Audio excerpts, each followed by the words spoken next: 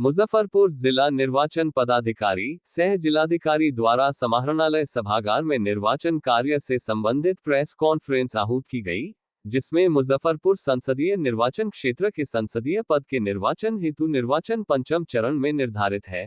निर्धारित कार्यक्रम के अनुसार निर्वाचन की अधिसूचना 26 अप्रैल 2024 जारी होगा। नाम निर्देशन करने की अंतिम तिथि 3 मई 2024। नाम संवीक्षा करने की तिथि 4 मई 2024, वापस लेने की अंतिम तिथि 6 मई 2024, मतदान की तिथि 20 मई 2024 एवं मतगणना की तिथि 4 जून 2024 निर्धारित किया गया है। वहीं वैशाली संसदीय क्षेत्र के लिए निर्वाचन की अधिसूचना 29 अप्रैल 2024 जारी होगा। नाम निर्देशन करने की अंतिम तिथि 6 मई 2024। नाम संवीक्षा करने की तिथि 7 मई 2024, वापस लेने की अंतिम तिथि 9 मई 2024, मतदान की तिथि 25 मई 2024 एवं मतगणना की तिथि 4 जून 2024 निर्धारित किया गया है।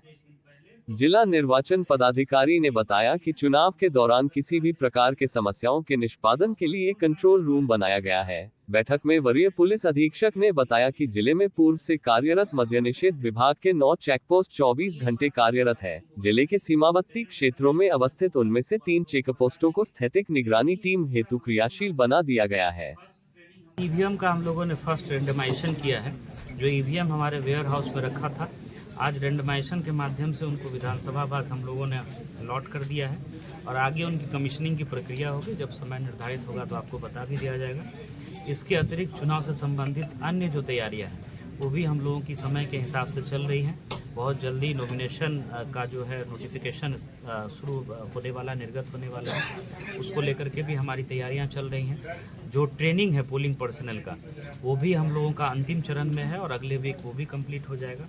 सेकंड प्रशिक्षण जो है वो हम लोग जब नॉमिनेशन और विड्रॉल कंप्लीट हो जाएगा उसके बाद हम लोग तिथि निर्धारित करेंगे अगले माह और अच्छे से हम लोग सारे कार्मिक की ट्रेनिंग कराएंगे। विधि व्यवस्था को लेकर के भी लगातार हम लोगों की कार्रवाई चल रही है और बहुत शांतिपूर्ण तरीके से बहुत अच्छे माहौल में हम लोग चुनाव कराएंगे। स्वीप की एक्टिविटी चल रही है ताकि मतदान प्रतिशत में बढ़ोतरी हो, तो वो लगातार हम लोग विभिन्न गाँवों में और जो लो VTR वाले खास करके बूथ्स हैं उन बूथ्स पर हम लोग चला रहे हैं। तो ये हम लोगों का प्रयास है कि वोटिंग प्रतिशत बढ़े, लोग अच्छे माहौल में आकर के वोटिंग राइट्स का उपयोग करें और बेहतर तरीके से हम लोग चुनाव को संपन्न कराएं। यही हम लोगों का प्रयास है और उसी कड़ी में लगातार हम लोग विभिन्न स्तरों पर कार्रवाई सुनिश्चित कराएं। इस बार वेब कास्टिंग को लेकर क्या इस बार 50% बताया सर।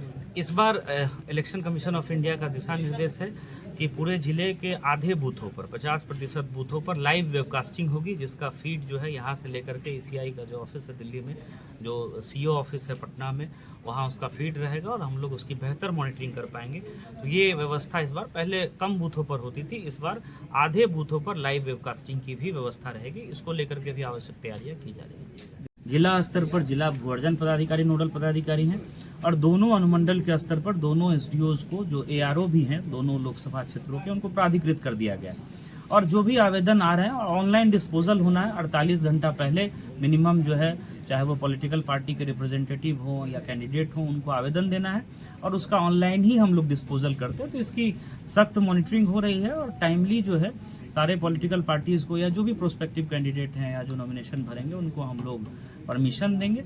MCC लागू है, आचार संहिता का अगर कहीं उल्लंघन का मामला बनता है तो हम लोग उसमें कार्रवाई भी करते हैं। आपको अभी बताया भी गया है कि 3 FIR भी हम लोगों ने किया है।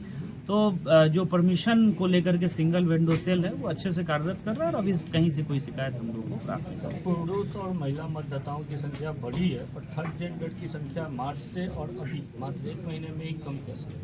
नहीं, वो तो जो फाइनल हुआ है रोल हम लोगों का जनवरी के अंतिम सप्ताह में, तो वो आंकड़ा हम लोगों के पास आया। पहले ड्राफ्ट रोल था, फाइनल रोल आ गया है और नाम जोड़ने का जैसा आप जानते हैं कि नोटिफिकेशन से 10 दिन पहले तक भी वो सब सारा चीज़ वो चलता रहता है नोटिफिकेशन, तो वो चल रहा है। वो कोई भी व्यक्ति चाहे वो किसी भी पुरुष महिला या थर्ड जेंडर हो, अगर आवेदन देते हैं तो उनका नाम जोड़ने की जो प्रक्रिया है उसको फॉलो करके नाम जोड़ने की कार्रवाई की जाएगी ERO के स्तर से। लोकसभा चुनाव 2024 के आलोक में पूरे जिले में जो पोस्ट डिप्लॉयमेंट प्लान है उस पर हम लोग का काम बड़ी तेजी से चल रहा है। माननीय आयोग के जो भी सुरक्षा के मानदंड हैं मतदान स्थल पर और मतदान बूथ पर, उन मानदंडों के अनुरूप जो है पर्याप्त मात्रा में फोर्स की तैनाती की जाएगी और प्रत्येक बूथ पर जो आर्म्ड फोर्स है वो रहेगी और भरपूर मात्रा में फोर्स रहेगी। इसके अतिरिक्त 4 लेयर पे हम लोगों की रेसिंग पार्टीज़ भी हैं, चाहे वो सेक्टर मजिस्ट्रेट के साथ में हो, जोनल के साथ में हो, या थाना की रेसिंग पार्टी हो, या SDPOC की रेसिंग पार्टीज़ हो, वो भी हैं। इसके अतिरिक्त ज़िले में विधि व्यवस्था बनी रहे, इसके लिए अभी एक चरण पूरी तरीके से कंप्लीट हुआ है, जिसमें हम लोगों ने अधिकांश ग्राम पंचायतों को फ्लैग मार्च या एरिया डोमिनेशन के माध्यम से कवर किया है, जिसमें जो CAPF के बल थे उनके द्वारा जो है फ्लैग मार्च किया गया है, जो पिछले 15 दिनों तक काफ़ी तेज़ी से चला है। निरोधात्मक कार्रवाई भी काफ़ी मात्रा में की गई है, लगभग 11,000 लोगों के ऊपर 107 की कार्रवाई अभी तक की गई है और लगभग 300 लोग हैं जिनके ऊपर CCA की कार्रवाई अभी जारी है। कितने आर्म्स जब्त किए गए हैं सर, या सब कार्रवाई? अभी पिछले 1 माह के अंदर अभी तक 26 आर्म्स जब्त किए गए हैं और 70 के लगभग गोलियां जब्त की गई हैं। सदर थाना अंतर्गत एक मिनी गन फैक्ट्री है, जिसका भी उद्भेदन किया गया है और इस दिशा में हम लोग आगे भी कार्य कर रहे हैं।